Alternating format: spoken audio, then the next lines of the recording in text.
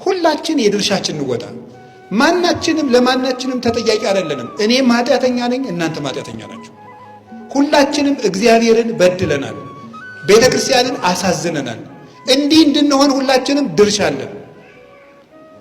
ኃጢአትም ሰርተናል፣ ጎስቁለናል፣ ረክሰናል፣ በድለናል፣ ሰንፈናል፣ ደንቁረናል፣ አላዋቂዎች ሆነናል። እነማን? ሁላችን። እገሌ ለገሌ ነው እያልን ብንሆን አይሆንም። ጅብ ሲመጣ ጅቡ በአጋጣሚ እዚህ ላይ ከደረሰ እግር ብድግ ብሎ አልሮጥም። ለምን? ጆሮ ቀድመ መስማት ነበርብህ፣ አይን ማየት ነበርብህ። ቀድመ እኔ ከዚህ በኋላ አልንቀሳቀስም ብትል ይቀረጭምሃል። ባየው ሰዓት ሩጥ፣ ተጠያቂ ኋላ ይመረመራል። አሁን እኛ እውነቴን ነው ጎበዝ፣ ሰይጣን እንደ ጅብ ሊውጠን አጠገባችን ነው ያለው። ማንም ተጠያቂ ይሁን ማንም ተጠያቂ ይሁን፣ ብቻ ግን ከጅቡ እንሩጥ። አውሬ ሊበላን ነው፣ እሱም ሰይጣን ነው። ቤተክርስቲያንን ሊውጣት ነው። ተያይዘን መሮጥ ነው። ኋላ ተወቅሰዋለሁ ወንድም፣ እንግዲህ የለም ዝም ብለን አሁን እንሩጥ። አሁን ዝም ብለን እንደጋገፍ።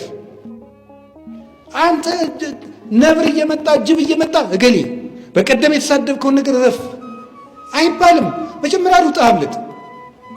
መጀመሪያ ዲያብሎስ ይተዋል። መጀመሪያ ከክርስቶስ ጋር እንገናኝ። እኔ የምነግራችሁ እሱን ነው።